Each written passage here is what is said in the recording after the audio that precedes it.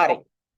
එහෙනම් ඊළඟට දිනවා තරංගකාරීත්ව විශ්ලේෂණය. එහෙනම් software ගැන කතා කරා. software කියන මොනවද තියෙන ප්‍රධාන වෙනා? software කියන්නේ මොකද්ද?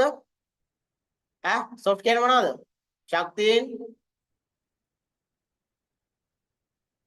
අවස්ථා ෂදු අත මතක තියාගන්න. ෂදු අත. ශක්තියින් දුර්වලතා අවස්ථා තර්ජන පිළිබඳ අධ්‍යයනය කරන තමයි ෂදු අත කියලා කියන්නේ. හරිනේ? හරි. ඊළඟට දිනවා තරංගකාරීත්ව විශ්ලේෂණය. තරංගකරුවන් හඳුනා ගැනීමෙන් අනතුරුව ඔවුන්ගේ ශක්තියින් හා දුර්වලතා හඳුනාගත යුතු අතර පාරිභෝගිකයන් නැත්නම් පාරිභෝගිකයන් ඔවුන්ගේ නිෂ්පාදන මිලදී ගන්නේ ඇයිද යන්න සොයා බැලිය යුතුය. මේකෙදි මොකද කරන්නේ?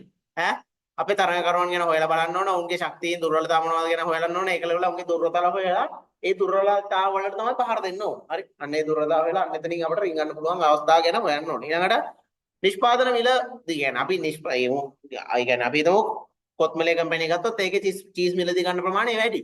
හරි. එතකොට පාරිභෝගිකයන් අපි දැනගන්න ඕන ඇයි මුන්ගේ චීස් කන්නේ කියලා දැනගන්න ඕන. අන්න එහෙනම් ඇයි ඒ භාණ්ඩය ගන්නෙ? අන්න ඒ කියන එක අපි දැනගන්න ඕන. හරි. ඒකට ඒ සමාන වෙන අපි නිෂ්පාදනය කරන්න පුළුවන් එකත් එක්ක. හරි. ඊළඟට එසේම තරගකරුවන්ගේ භාණ්ඩ මිලදී ගැනීමේදී පාරිභෝගිකයන් අවධානය යොමු කරන්නේ කුමන කරුණු වලටද යන්න සොයා බැලිය යුතුයි. ඒ කියන්නේ උගේ ඒවා ගද්දී ඌ කියන්නේ පාරිභෝගිකයා මොනවද බලන්නේ? මොනවද සැලකිලිමත් වෙන්නේ කියලා අපි බලන්න ඕන. ඊළඟට මේදී භාණ්ඩයේ මිල වටිනාකම සේවාව පහසුකම් කීර්ති නාමය වැනි සාධක පිළිබඳ අවධානය යොමු කළ යුතුයි. හයිලයිට් කරගන්න.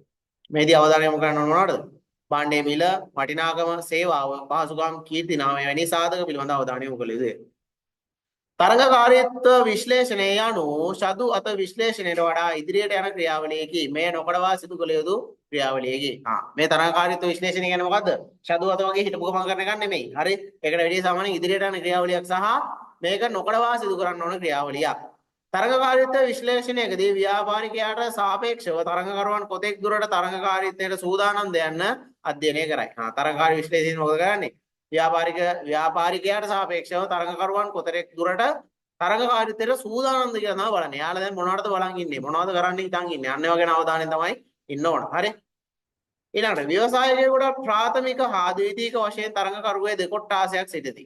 හයිලයිට් කරගන්න. ව්‍යවසායකයෙක් ගත්තොත් උට ප්‍රාථමික තරංගකරුව සහ ද්විතීයික තරංගකරුව කියලා දෙකොට්ටාසයක් ඉන්නේ. ප්‍රාථමික තරංගකරුවන් සමාන භාණ්ඩ නිෂ්පාදනය කරන අතර ද්විතීයික තරංගකරුව මොකද කරන්නේ? විකල්ප භාණ්ඩ නිෂ්පාදනය කරනවා. හයිලයිට් කරගන්න. ප්‍රාථමික තරංගකරුව මොකද කරන්නේ? අපි සොසේජස් එකක් හදනවා නම් ඒකට සොසේජස් එකක්ම උ හදනවා. හරි. අපි බිස්කට් එකක් හදනවා නම් ඌත් බිස්කට් එකක්ම හදනවා. එහෙනම් සමාන භාණ්ඩ තමයි හදන්නේ. හරි. නමුත් ද්විතීයික තරංගකරුව මොනවද? විකල්ප භාණ්ඩ. ඒ කියන්නේ අපි සොසේජස් එකක් හදනවා නම් ඌ මීට් බෝල්ස් එකක් හදනවා. තව අපි නිකම් බිස්කට් එකක් හදනවා නම් ඌ චොකලට් බිස්කට් එකක් හදනවා. අපි නිකම් මේ කියන්නේ මොකක් හරි බිස්කට් එකක් හදනවා නම් ඌ මොකක් හරි ක්‍රීම් දාලා මොකක් හරි බිස්කට් එකක් හදනවා. හරි. අන්න ඒ වගේ විකල්පයක් දෙන්නේ. හරි. ඒ කියන්නේ අරග වෙනවනත් ඕ මේ අර කියන්නේ මොකද්ද? පාන් නැත්තම් කේක් කපලා කියලා කොහෙද? රටක. අන්න ඒ වගේ තමයි. හරි. කියන්නේ විකල්පයක් දෙනවා. මේක නැත්තම් මේක කන්න. එහෙනම් ඒ වගේ විකල්ප දෙන කට්ටිය තමයි කවුරු කියන්නේ? ද්විතීයික තරංගකරුවෝ කියලා කියන්නේ. හරිද? තරංගකාරීත්ව විශ්ලේෂණයකදී මේ දෙපිරිස ගැටලු පරීක්ෂා කර බැලීම වැදගත් වේ. ශක්තියින් හා දුර්වලතා යනු ව්‍යාපාරයේ පාලනයට යටත්ව පවතින තත්ත්ව බව මීට පෙර පැහැදිලි කරන්නේ. හරි. තරංගකාරීත්වය විශ්ලේෂණයකදී ව්‍යවසායකයාට සාපේක්ෂව තරංගකරු කොතරම් දුරට මෙම තත්ත්වයන්ට ප්‍රතිචාර දක්වන්නේද යන විශ්ලේෂණය කර බැලිය යුතුය. ඔව්වා එහෙම පොඩ්ඩක් මතක තියාගන්න විස්තර කරමින් ඉඳියදී මොන වෙයි. එසේම ව්‍යාපාරික අවස්ථා හා තර්ජන යනු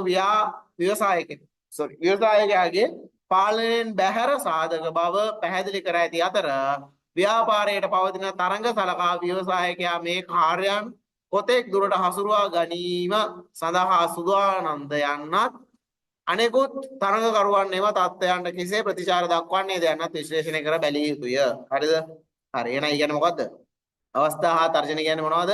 ව්‍යවසායකයාගෙන් පාලනයෙන් බැහැරව තියෙන. ඒ කියන්නේ බාහිරව එන්න පුළුවන් දේවල්. එතකොට මෙයා තරංගකාරුවා මේවට කොතෙක් දුරට සූදානම්ද කියලා බලන එක තමයි මෙතෙන්දි කරන්නේ. තවද අවස්ථා හා තර්ජන පොළොල් පරාසයක පැතුරුණු කාණ්ඩ තුළට ගණන් ගන්නේ යයි මීට ප්‍රථම සඳහන් වරණේ. එයට හේතුව නම් අවස්ථා තර්ජන තාක්ෂණික දියුණුව, නීතිමය ක්‍රියාමාර්ග, ආර්ථික සාධක, ගෝලීය සාධක, සාධකරමේ සාධක හෝ නව තරංගකරුවන් ශේෂ්ත්‍රයට පැමිණීමද විය හැකිය. කියන්නේ මොකද්ද? ඒකට හේතුව මොකද්ද? අවස්ථා හා තර්ජන කියන්නේ මොනවද? තාක්ෂණික දියුණුවක් වෙන්න පුළුවන්, නීතිමය ක්‍රියාමාර්ග වෙන්න පුළුවන්, ආර්ථික සාධක, ඊට පස්සේ ගෝලීය සාධක, නැත්නම් තම තරංගකරුවෙක් ශේෂ්ත්‍රයට එන එක අන්න ඒවා ගන්න පුළුවන්. උදාහරණ මොනවද? ව්‍යාපාරික sannivedana පහසුකම් සපයන ආයතනයක් නම් එහි තරංගකරුවන් අන්තර්ජාල දුරකථන හෝ වෙනත් ඩිජිටල් තාක්ෂණික මේවල සමග කටයුතු කිරීමේ සූදානම පිළිබඳ අධ්‍යයනය කර දැන ගැනීම වැදගත් වේ. අවශ්‍ය වෙයි. හරි ඒ කියන්නේ මොකද්ද? ඩයලොග් එකෙන් ගහන පැකේජ් එක අන්ලිමිටඩ් පැකේජ් එක රුපියල් 550යි. හරි. එහෙනම් මොකද්ද? එයාටල් එක මොකද කරන්න ඕන? ඒක ගැන අවධානයෙන් ඉන්න ඕනද නැද්ද? අවධානයෙන් ඉන්න ඕන. මූද් මොනේකට දෙන්නේ මොනවද? ඊට පස්සේ එයාටල් එකෙන් ගහන මොකද්ද? 769 පැකේජ් එක අන්ලිමිටඩ් කෝල් ඊට පස්සේ මැසේජ් 1000යි ඊට පස්සේ තව අන්ලිමිටඩ් Facebook කරවම ඔක්කොම දෙනවා. අන්න එමය කියලා ගන්නවා. කෝකද ගන්න? එයාටල් එකේ ගන්නවා. එහෙනම් අන්න ඒ වගේ අර කියන්නේ අපි උදාහරණයක් ගත්තොත් ඒ සේවාදාය කියන්නේ අන්තර්ජාල පාසලක සපයන එකක් ගත්තොත් අනිත් සේවකයා පිළිබඳව සැලකිලිමත් වෙන්න ඕන. හරි. ඊළඟට මේ කරුණු විශ්ලේෂණය කර බැලිය යුතු අතර ඔවුනුත් ඒ සඳහා සූදානම් නම් තම ව්‍යාපාරයේ ලෙස තරඟකාරී ලෙස කටයුතු කිරීම කළ යුතුය. ඇයි ඒ? අර social media WhatsApp Facebook YouTube විතරක් දෙනවා. ඩයලොග් එකෙන් තව එකක් වැඩි කරලා දෙනවා. වයිබස් දෙනවා කියන දෙනවා රුපියල් 800. අරුගේ 799 අරුගේ 800. කවුද ගන්නේ? 800 ගන්නවනේ. අපේ මිනිස්සු හරි මෝඩයිද නැද්ද? මෝඩයි. ඇයි? ඌ පාවිච්චි කරන එක නෙමෙයි බලන්නේ. මොකද බලන්නේ? ගොඩක් දෙන්නේ මේ පැකේජ් එක. හරි? ඒ කියන්නේ WhatsApp Facebook YouTube ඊට පස්සේ Viber තව ඊමෝ අරම ඔක්කොම ෆ්‍රී දෙනවා නම් රුපියල් 800කට වගේ ඌ එක ගන්නවද නැද්ද? ගන්නවා. ඌට වැඩක්ද ඊමෝ එහෙම? වැඩක් නැහැ. සමහර කරලා Viber එක ඇත්තෙත් නැහැ. දැන් පාවිච්චි දෙන්නේ නැහැ. හරි? මොනවද මේ ඊමෝ ඇත්තෙත් නැහැ. නමුත් අරු ගන්නවද නැද්ද? ගන්න. එහෙනම් අන්න ඒ වගේ කොම්පිටිසක් ඉද්දි ප්‍රශ්නයක් නැහැ. ඉක්මනින් ටක් ගාලා පැකේජ් ටික අවා ගන්න පුළුවන්. හරිද? හරි. ඊළඟට මෙම විශ්ලේෂණයේ ප්‍රතිඵල මගින් සලකන ව්‍යාපාරයේ තත්ත්වය හා ක්‍රියාත්මක වන්නේ කෙසේද යන්න පිළිබඳ පැහැදිලි වනු ඇත. මේ විශ්ලේෂණය කළ අපට කොහොමද අපට හම්බෙන්නේ කියන්නේ ප්‍රතිඵල මගින් අපට කරන්න පුළුවන් ව්‍යාපාරයේ තත්ත්වය කොහොමද ක්‍රියාත්මක වන්නේ කොහොමද කියලා අපට නිගමනයක් ගන්න පුළුවන්. නැත්නම් පැහැදිලි කර ගන්න පුළුවන්. එසේම සලකන ව්‍යාපාරයේ ශක්තියින් දුර්වලතා හා අවස්ථා හා තර්ජන වලට සාපේක්ෂව තරඟකරුවාගේ එම තත්ත්වයන් පිළිබඳ ගැඹුරින් සලකා බැලීමටත් එය සලකා බලමින් අනාගත දියුණුවට අවස්ථාවක් සලසා ගැනීමත් සලකා ගැනීමට හැකියාව ලැබේ. හරිද? හරි. ඊළඟට දෙනවා වෙළඳපොළ සමීක්ෂණය. දැන් අපි කතා කරේ මොකද්ද? කලින් කතා කරේ මොකද්ද? තරඟකාරී විශ්ලේෂණය. මෙතන තියෙන මොකද්ද? වෙළඳපොළ සමීක්ෂණය. ඇයි අපි වෙළඳපොළ සමීක්ෂණයක් කරන්නේ කියලා තමයි මෙතෙන්දි කතා කරන්නේ. බලන්න. ව්‍යාපාරයක් ආරම්භ කිරීමට ප්‍රථම සෑම ව්‍යවසායකයෙකුම කළ යුතු කාර්ය ලෙස වෙළඳපොළ සමීක්ෂණය හා පරීක්ෂණය කළ හැකිය. ඇත්තද නැද්ද? ඇත්ත. ඇයි? ඔයාලා හදනවා මොනවද? කොමඩු බිස්කට් එකක් හදනවා. එහෙනම් මොකද කරන්න ඕන? වෙළඳපොළ සමීක්ෂණයක් කරන්න ඕන. ඒ කියන්නේ මේ ප්‍රොඩක්ට් එකට කොහොමද තැන තියෙන්නේ? හරි. මේකට තව තරඟකරුවෝ ඉන්නවද? හරි. මේක දැම්මොත් කීයකට වගේ විකිණෙයිද? මිනිස්සු කයිද? එතකොට මේක හදන්න ඕනේ රවුමටද කොටුවටද ත්‍රිකෝණයටද කොහොමද? මැද හිලක් තියෙන්න ඕනද නැද්ද? අන්න එන ඔය ඔක්කොම ගැන හොයන එක තමයි මෙන්න මේ වෙළඳපොළ සමීක්ෂණයේදී කරන්නේ. හරි. වෙළඳපොළ පරීක්ෂණ සිදු කිරීම නිසා ව්‍යාපාරිකයාට වෙළඳපොළ පිළිබඳ පැහැදිලි අවබෝධයක් ලැබේ. හරිනේ? ඒක highlight කරගන්න ඈ. ඒදී විශේෂයෙන්ම වෙළඳපොළ ප්‍රමාණය ඔන්න highlight කරගන්න. ඒකෙදි මොනවද අපිට හම්බෙන්නේ? වෙළඳපොළ ප්‍රමාණය, භූගෝලීය ව්‍යාප්තිය, ගනුදෙනුකරුවන්ගේ සටහන්, ආර්ථික පැතිකඩ, අවශ්‍යතා හා උවමනා, අනාගත වෙළඳපොළ විභවයන්, ගැනුම්කරුවන්ගේ හැසිරීම වැනි තොරතුරු ලබා ගත හැකියි. ඔන්න ඔය ටික ගන්න පුළුවන් මෙන්න මේ මොනවා කළාද? වෙළඳපොළ සමීක්ෂණයක් කරලා. එම තොරතුරු මත පදනම්ව භාණ්ඩ හෝ සේවා නිෂ්පාදනය, ව්‍යාපාරය සැලසුම් කිරීම හෝ අලෙවි උපක්‍රම සැලසුම් කිරීම සිදු කළ හැකියි. ඒකත් highlight කරගන්න. මේවා පදනම් කරගෙන මොනවා කරන්න පුළුවන්ද අපිට? භාණ්ඩ හෝ සේවා නිෂ්පාදනය කරන්න පුළුවන්. ඊට පස්සේ ව්‍යාපාරය සැලසුම් කරන්න පුළුවන්. නැත්නම් ඒ අලෙවි උපක්‍රම පාවිච්චි කරන්න පුළුවන්. මෙන්න මේවා පාවිච්චි සමීක්ෂණය කරලා. හරි. දැන් ඔන්න නම් තියෙනවා වෙළඳපොළ සමීක්ෂණය යනු. කියන්නේ මොකක්ද එනම්? වෙළඳපොළ සමීක්ෂණය කියන්නේ මොකක්ද? වෙළඳපොළ අවස්ථා හා පවතින සම්පත් ඇගීම මගින් වඩාත් උචිත ව්‍යාපාරික අවස්ථා හඳුනා ගැනීම සඳහා කරනු ලබන සමීක්ෂණ වේ. highlight. වෙළඳපොළ සමීක්ෂණය කියන්නේ මොකක්ද එහෙනම්? වෙළඳපොළ අවස්ථා හා පවතින සම්පත් ඇගීම මගින් වඩාත් උචිත ව්‍යාපාරික අවස්ථා හඳුනා ගැනීම සඳහා කරනු ලබන සමීක්ෂණය. කියන්නේ අපි තියෙන තත්ත්ව නැත්නම් දැනට වෙළඳපොළ තියෙන අවස්ථා ගැන ඇගීමට ලක් කරනවා. මේක ඇගීම් කළා මොකද කරන්නේ? වඩාත් උචිත ව්‍යාපාර අවස්ථාවක් අපි හඳුනා ගන්න කරන ලබන සමීක්ෂණය තමයි අපි කියන්නේ මොකක් කියලාද? වෙළඳපොළ සමීක්ෂණය කියලා. වෙළඳපොළ සමීක්ෂණයක් ව්‍යාපාරික සාර්ථක අනාගත පැවැත්මක් සඳහා වැදගත් වන අතර පහත අවස්ථාවලදී වෙළඳපොළ සමීක්ෂණය වැදගත් වේ. වෙළඳපොළ සමීක්ෂණයක් කරන්න මෙන්න මේ පහත තියෙන අවස්ථාවලදී ප්‍රධානම වැදගත්. මොනවද? පළවෙනියට මොකද්ද? වෙළඳපොළ පවත්නා ව්‍යාපාරික අවස්ථා හඳුනා ගැනීම. අන්න මේ වෙළඳපොළ සමීක්ෂණයක් කරලා අපිට පුළුවන් වෙළඳපොළ පවත්නා ව්‍යාපාරික අවස්ථා හඳුනා ගන්න පුළුවන්. ඊළඟට සම්පත් හා වෙළඳපොළ අවස්ථා ඇසුරින් වඩාත් උචිත ව්‍යාපාරික අවස්ථාව තීරණය කිරීම. ඒ කියන්නේ වෙළඳපොළේ තියෙන අවස්ථා නැත්නම් සම්පත් ගැන අපි අධ්‍යයනය කළා. ඒකෙන් අපිට වඩාත් උචිත ව්‍යාපාරික අවස්ථාවක් තීරණය කරන්න පුළුවන්. ඊළඟට වෙළඳපොළ තොරතුරු ආශ්‍රයෙන් වඩාත්ම උචිත ව්‍යාපාරය නිශ්චය කිරීම. වෙළඳපොළ තියෙන තොරතුරු ආශ්‍රයෙන් අපිට වඩාත් උචිත ව්‍යාපාරය තීරණය කරන්න පුළුවන්. තරඟකරුවන් හඳුනා ගැනීම මගින් සාර්ථකව තරඟකාරීත්වයට මුහුණ දීම. මේකෙන් අපිට තරඟකරුවන් හඳුනා ගන්න පුළුවන්. ඒකත් එක්ක එතකොට එයාලත් එක්ක ගැටෙන්න පුළුවන් විදිහට අපිට මෙන්න මේ ව්‍යාපාරය පවත්වාගෙන යන්න පුළුවන්. මේ ආකාරයේ සමීක්ෂණයකදී දත්ත හා තොරතුරු ලබා ගැනීමට මූලික ක්‍රම දෙකක් අනුගමනය කරයි. මොනවද මූලික ක්‍රම දෙක? වෙළඳපොළ සමීක්ෂණයකදී අපිට තොරතුරු ලබා ගන්න පුළුවන් ක්‍රම දෙකයි. එකක් ප්‍රාථමික දත්ත ලබා ගැනීම, අනිත් එක ද්විතීයික දත්ත ලබා ගැනීම. ප්‍රාථමික දත්ත ලබා ගැනීම කියන්නේ මොකද්ද?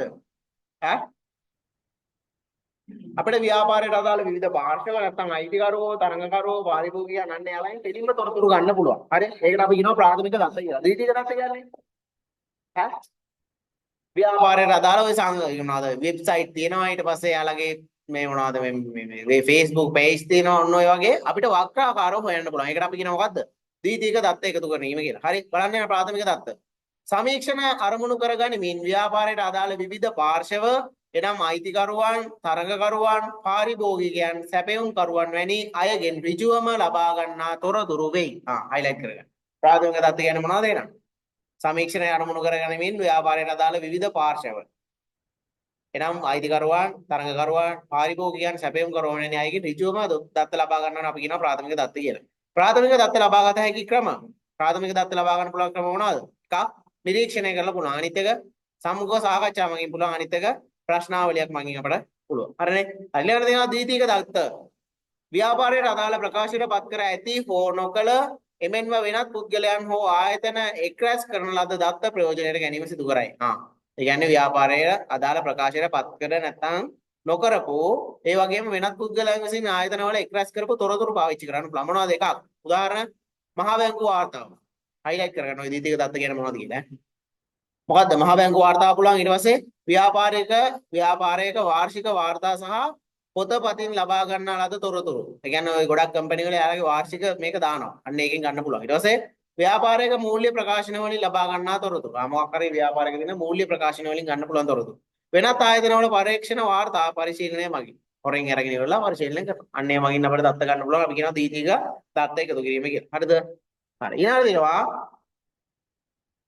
වෙළඳපොළ සමීක්ෂණයකින් ලබාගත හැකි තොරතුරු. මොනවද වෙළඳපොළ සමීක්ෂණයකින් ගන්න පුළුවන් තොරතුරු? අපේක්ෂිත නිෂ්පාදනය සඳහා පවතින ඉල්ලුමේ ස්වභාවය. ඒවා highlight කරගන්න ඈ. අපිට වෙළඳපොළ සමීක්ෂණය කරලා මොකක්ද පුළුවන්? අපේක්ෂිත නිෂ්පාදනය සඳහා පවතින වෙළඳපොළ. කියන්නේ අපි දාන නිෂ්පාදනයට වෙළඳපොළේ තියෙන ඉල්ලුමේ ස්වභාවය ගැන දැනගන්න පුළුවන්. ඊට පස්සේ වෙළඳපොළේ පවතින තරඟකාරීත්වය. අපිත් එක්ක තරඟ කරන්න කවුද ඉන්නේ? වෙළඳපොළ ධාරිතාවය. වෙළඳපොළ කොච්චර ධාරිතාවයක් තියෙනවද අපේ නිෂ්පාදනයට? පවත්නා වෙළඳපොළ අපේ නිෂ්පාදන කොච්චර වෙළඳපොළක් තියෙනවද?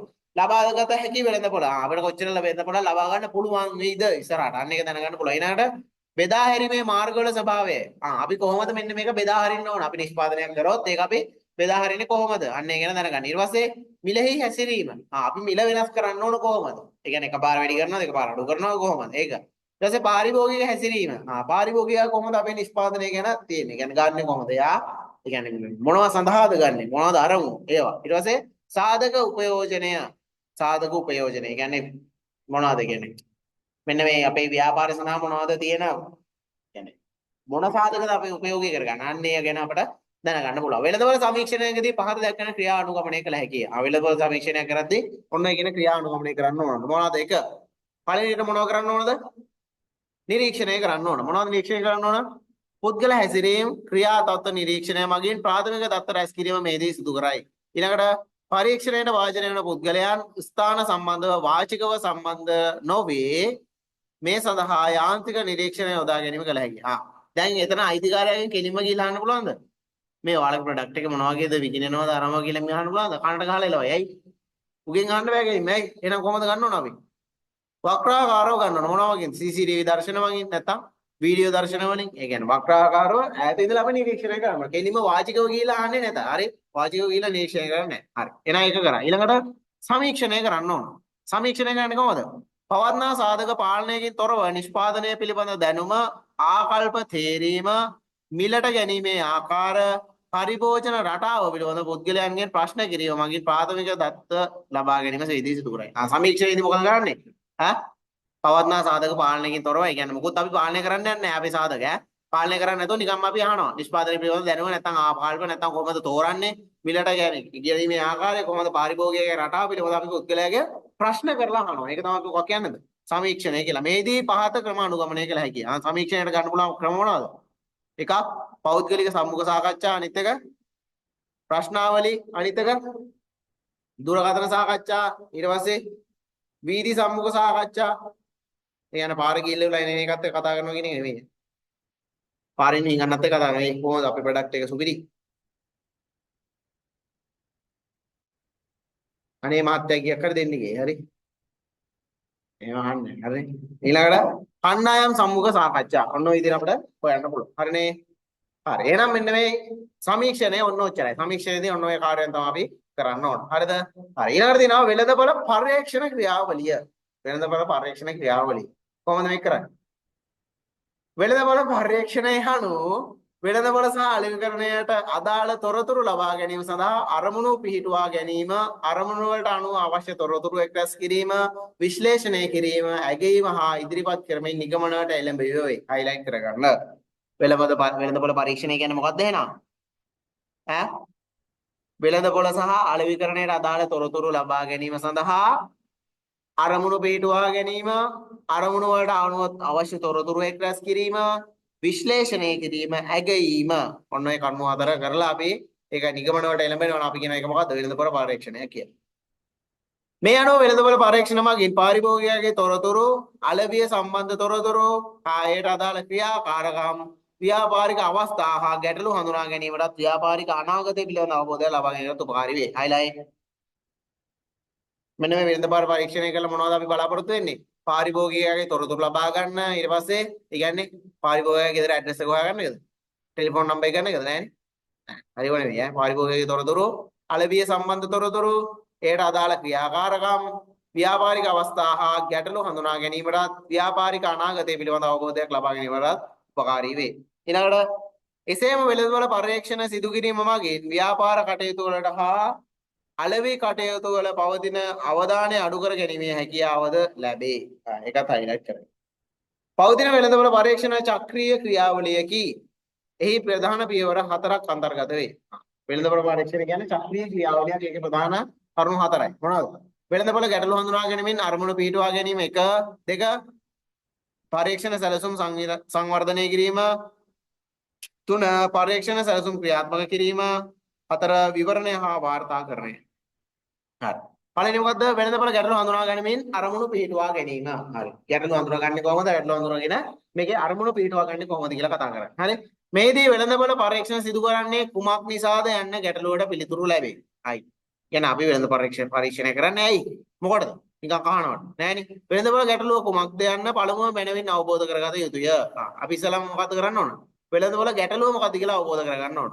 මෙලෙස හඳුනා ගන්නා ගැටලුව අනුව පරීක්ෂණ අරමුණ පිහිටුවා ගත යුතුය. මේ ගැටලුව මොකද්ද? ඒ ගැටලුව අපි අධ්‍යයනය කරන එකේ අරමුණ මොකද්ද? අන්න එහෙම පිහිටුවා ගන්න ඕන. ඊළඟට වෙළඳපොළ පරීක්ෂණ අරමුණු වශයෙන් සලකන්නේ පරීක්ෂණයෙන් ලබා ගැනීමට බලාපොරොත්තු වන ප්‍රතිඵල වේ. වෙළඳපොළ පරීක්ෂණ අරමුණු කියන්නේ මොනවද? පරීක්ෂණයෙන් ලබා ගැනීමට බලාපොරොත්තු වන ප්‍රතිඵල. හරි. මේදී වෙළඳපොළ පරීක්ෂණ අරමුණු පිහිටුවා ගැනීමේදී එම අරමුණු මොනවා වෙන්න ඕනද? විශේෂී වෙන්න ඕන, මැනිය හැකි වෙන්න ඕන, සාර්ථක කරගන්න හැකි වෙන්න ඕන, පරීක්ෂණ ගැටලුවට අදාළ වීම හා යථාර්ථවාදී වෙන්න ඕන, නිශ්චිත කාලයකට ගැලපෙන හා කාලයකදී සාර්ථක කර ගැනීමට හැකි වෙන්න ඕන. හයිලයිට් කරගන්න. වෙළඳපොළ පරීක්ෂණයක අරමුණු පිහිටුවා ගැනීමේදී එම අරමුණු මොන වගේ වෙන්න ඕනද? විශේෂී වෙන්න ඕන, මැනිය හැකි වෙන්න ඕන, සාර්ථක කරගත හැකි වෙන්න ඕන, පරීක්ෂණ ගැටලුවට අදාළ වීම හා යථාර්ථවාදී වෙන්න ඕන, නිශ්චිත කාලයකට නැත්නම් ගැළපෙන හා කාලයකදී සාර්ථක කරගත හැකි වෙන්න ඕන. හරි. හරි. ඒක තමයි එහෙනම් මොකක් කියන්නද අපි? වෙළඳපොළ ගැටලුව හඳුනා ගැනීමෙන් අරමුණු පිහිටුවා ගැනීම කියන්නේ. හරි. ඊළඟට පරීක්ෂණ සැලසුම් සංවර්ධනය කිරීම. අපි කොහොමද පරීක්ෂණ සැලසුම සංවර්ධනය කරන්නේ? වෙළඳපොළ පරීක්ෂණ සිදු කරගන්නේ කෙසේද යන්න මෙහිදී සලකා බලයි. පළමු පියවරේදී අරමුණු අනුව තොරතුරු රැස් කිරීම පිළිබඳ තීරණය කිරීම, නිවැරදි කාර්යක්ෂම අවශ්‍ය තොරතුරු රැස් කර ගැනීම, සැලසුම් කිරීම, තොරතුරු රැස් කිරීම වැදගත් වන පාරිභෝගික ගහණය හා නියැදි හඳුනා ගැනීම, තොරතුරු රැස් කරන මූලාශ්‍රය හඳුනා ගැනීම හා තොරතුරු රැස් කරන විවිධ ක්‍රම හඳුනා ගැනීම සිදු කරයි. මේකෙදි මොනවද කරන්නේ? ඊටික highlight කරගන්න. මොනවද? මේක පියවරේදී මොනවද කරන්නේ? අරමුණු අනුව තොරතුරු රැස් කිරීම පිළිබඳ තීරණ ගැනීම, නිවැරදි කාර්යක්ෂමව අවශ්‍ය තොරතුරු රැස් කර ගැනීම, සැලසුම් කිරීම, තොරතුරු රැස් කිරීමට වැදගත් වන පාරිභෝගික ගහණය හා නියැදිය හඳුනා ගැනීම, තොරතුරු රැස් කරන මූලාශ්‍රය හඳුනා ගැනීම හා තොරතුරු රැස් කරන විවිධ ක්‍රම හඳුනා ගැනීම සිදු කරයි. හරි. වෙළඳපොළ පරීක්ෂණයට අදාළ තොරතුරු ප්‍රධාන වශයෙන් ද්විතීක දත්ත නැත්නම් දැනට වාර්තා වන තොරතුරු. ඒ කියන්නේ දැනට වාර්තා කරලා තියෙන තොරතුරු මොනවද ගන්නේ සඳහා? ඈ පුවත්පත්, සංගරහ, පොත්පත්, වෙබ් අඩවි වැනි වෙනත් මූලාශ්‍ර වලින් ලබාගත හැකිය. ප්‍රාථමික තත්ත්ව රැස් කිරීම සඳහා නිරීක්ෂණ, සම්මුඛ සාකච්ඡා වූ සමීක්ෂණ ක්‍රම වේද උපයෝගී කරගනී. ඒ ගැන අපි කලින් කතා කරා. හරි. මෙහිදී අදාළ ක්‍රමය කොහොමද අපි තෝරගන්න ඕන? ප්‍රාථමිකත්ව ද්විතීයිකත්ව කියලා තෝරගන්න ඕන කොහොමද අපි? මුණ ගැසෙන පුද්ගලයන් හා සංඛ්‍යාව, නියති සංඛ්‍යාව, පවතින කාලය, සම්පත් හා මූල්‍ය අපහසුකම්, අවශ්‍ය වන තොරතුරු වල ස්වභාවය, නිර්වද්‍යතාව, පරීක්ෂණයට භාජනය වන පුද්ගලයන්ගේ ස්වභාවය වැනි සාධක මත තීරණය කළ යුතුයි. හරි. එහෙනම් මේ සාධක ටිකත් බලා ගන්න. හරි. ඊළඟට තියෙනවා තොරතුරු ලබා ගැනීම සඳහා ප්‍රශ්නාවලියක්, සම්මුඛ සාකච්ඡාවක් හෝ ක්‍රමානුකූල නිරීක්ෂණ වැනි ක්‍රම උපයෝගී කරගත හැකියි. තොරතුරු ලබා ගැනීම සඳහා මොනවද පාවිච්චි කරන්න පුළුවන්? ප්‍රශ්නාවලියක්, තව සම්මුඛ සාකච්ඡාවක්, නැත්නම් ක්‍රමානුකූල නිරීක්ෂණයක් වැනි ක්‍රම පාවිච්චි කරන්න පුළුවන්. මේදී විශේෂයෙන් සලකා බැලිය යුතු කරුණු වන්නේ පරීක්ෂණ හැලොස්ම සංවර්ධනය. තොරතුරු රැස් කරන ක්‍රමය ක්‍රමානුකූලව සැලසුම් කිරීමය.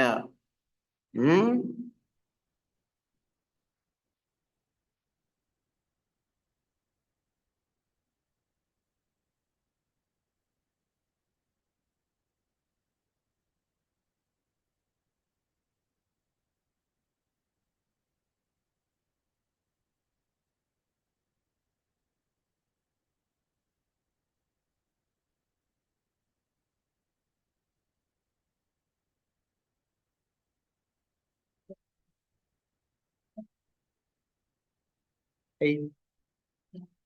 වහ.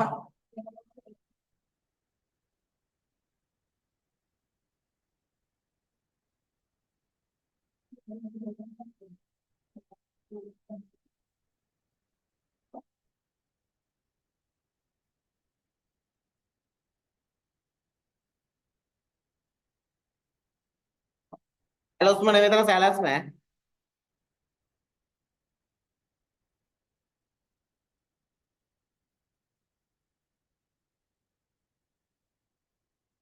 තොරතුරු කොහොමද යන්නේ?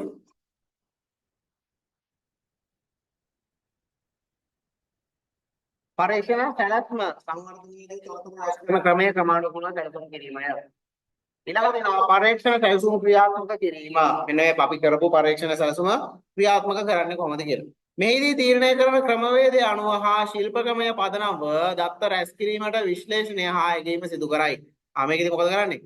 අපි තීරණය කරපු ක්‍රමවේදය අනුව අපි කියන්නේ අපි තීරණය කරපු ක්‍රමවේදය අනුව හා ශිල්පකමය පදනම්ව දත්ත රැස් කිරීමට විශ්ලේෂණය හා ඇගීම සිදු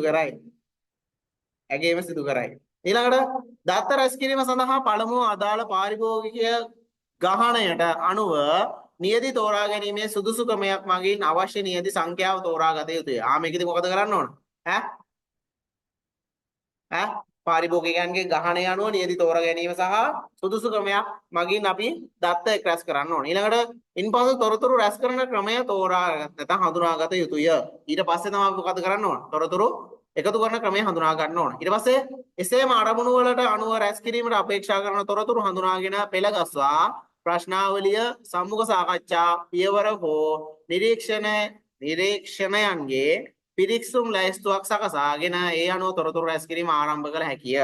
ඊට පස්සේ මොකද කරන්නේ? අපේ අරමුණු වලට අනුව රැස් කිරීමට අපේක්ෂා කරන තොරතුරු හඳුනාගෙන ඒවා පෙළගස්සන්න ඕන. එන්නේ පෙළගස්සලා අපිට පිරික්සුම් සටහනක් ලැයිස්තුවක් හදලා අන්න ඊට පස්සේ ඒ අනුව අපිට තොරතුරු රැස් කරන්න පුළුවන්. රැස් කරගත් තොරතුරු වලට අනුව එම තොරතුරු සුදුසු විශ්ලේෂණ ක්‍රමයට අනුව විශ්ලේෂණය කළ යුතුය. අවසානයේ මොකද කරන්න ඕන? සුදුසු විශ්ලේෂණ ක්‍රමයක් තෝරගෙන ඒක විශ්ලේෂණය කරන්න ඕන. හරි. බලන්න ඊළඟට විවරණය හා වාර්තාකරණය අවසාන එක. විවරණය හා වාර්තාකරණය. ඒක කොහොමද කරන්නේ? වෙළඳපොළ පර්යේක්ෂණයකින් ලබා ගන්නා දත්ත මොනවද මේකද කරන්නේ? වර්ග කිරීම, ඉදිරිපත් කිරීම, විශ්ලේෂණය කිරීම, විශ්ලේෂණය කරන ලද දත්ත ඇසුරින් තොරතුරු නිර්මාණය හා තොරතුරු වාර්තාකරණය මේකෙදි සිදු කරනවා. හරි. ඊළඟට වාර්තා ඉදිරිපත් කිරීම මේ තව එකක් තියෙනවා. තොරතුරු වාර්තාකරණය තොරතුරු වාර්තාකරණය සහ වාර්තා ඉදිරිපත් කිරීම මෙම පියවරේදී සිද්ධ කරනවා. මේ පියවර ටික තමයි මෙන්න මේකෙදි කරන්නේ. හරිද? තොරතුරු ඉදිරිපත් කිරීමේදී මොනවද පාවිච්චි කරන්නේ? වගු පාවිච්චි කරන්න පුළුවන්, තව ප්‍රස්ථාර, තව ප්‍රතිඝටනය, ප්‍රතිශත, ඊට පස්සේ සාමාන්‍ය අගයන් වැනි තොරතුරු ඉදිරිපත් කරන ක්‍රම උපයෝගී කරගත යුතු අතර ලිඛිත මාධ්‍යයෙන් හෝ වාචික මාධ්‍යයෙන් තොරතුරු ඉදිරිපත් කළ හැකිය. මේක මේ වගේ දේවල් පාවිච්චි කරන්න පුළුවන්. නැත්නම් ලිඛිත ක්‍රමයකින් හෝ වාචික ක්‍රමයකින් අපිට තොරතුරු ඉදිරිපත් කරන්න පුළුවන්. හරිනේ? හරි. ඔන්න ඔය ටික තමයි. එතකොට මොකේ සැලැස්මද? මොකේද? මොකේද? වෙළඳපොළ පර්යේක්ෂණයක ක්‍රියාවලිය ටික. හරිනේ? වෙළඳපොළ පර්යේක්ෂණයක් ගත්තොත් ඒකේ ක්‍රියාවලිය ටික ඔන්න ඔය ටික. හරිනේ? ඊළඟට තව පිටු 20ක් තියෙනවා.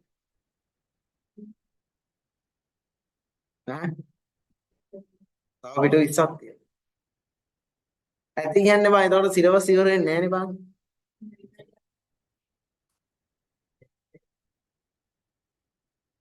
දැන් අද බැලුවම සිලබස් ඉවරයි කියලා ඔයාලගේ හිත හදලා ගෙවන්න වලට යනවා. දැන් යවන්න හම්බෙන්නේ නැහැ. හිත හදන්න වෙන්නේ නැහැ. හිත හදලා යවන්න වෙන්නේ නැහැ.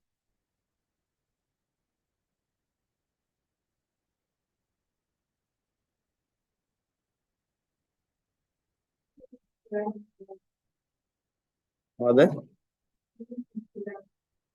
මොන වෙලා? මේ හිවිකුරු දෙලාද? 32යි. 32 යන තව 20ක් තියෙනවා. 52යි නේ ඔක්කොම. 32යි 52. තව 20ක් තියෙනවා. ඒ 20 ගන්න අඩුව දැන් අපි කොච්චර කරාද? ඉස්සලා 19 නේ තිබ්බේ. 19 නේ. 29යි. පිටු අපි කරලා තිනවා පැයකමාරට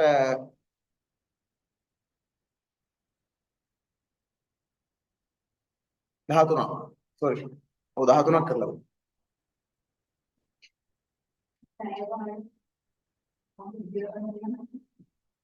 13යි. ඒ කියන්නේ තව මේ වගේම පැයකමාරක් වුණා ඒක ඉවර කරගන්න.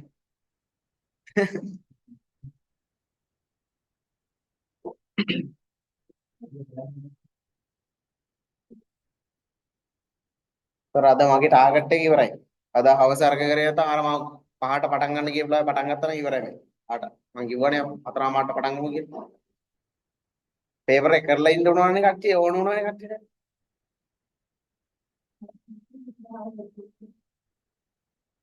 ඈ? පැය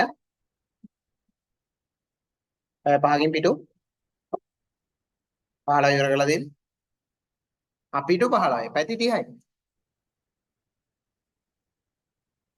තව දෙන්නේ පැති 20යි. කියලා මම ආශිනිය වෙන ආතල්ලකින් ඉන්නවා කියලා.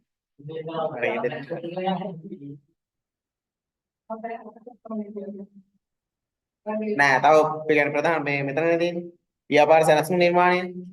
ඔතන ඉඳලා පොඩි පොඩි කොටස් ටිකක් තියෙනවා.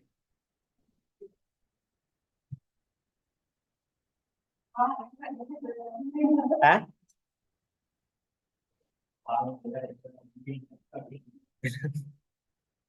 ඔච්චර කරපුවාගේ වැඩක් තිබ්බද එන ඔය දහගෙන ඉතින්. ආ? ඔව් ඉතින් දැන් තිබ්බ නැතත් ආයේ තිබ්බ කියයි ආයේ.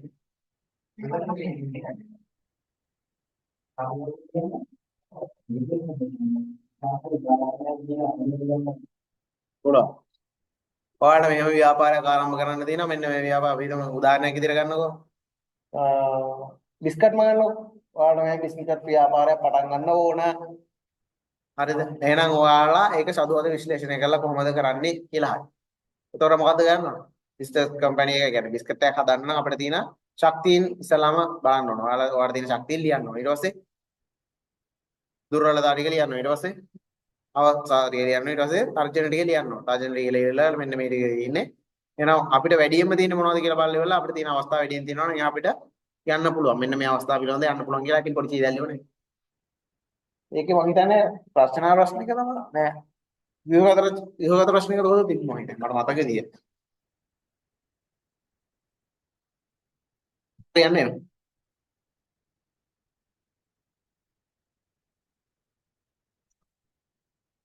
කරගන්න යනවා ඉගෙන ගන්න නෑ නේ අවසාන කොටස කරේ නැත්නම් ඉවර කරන්න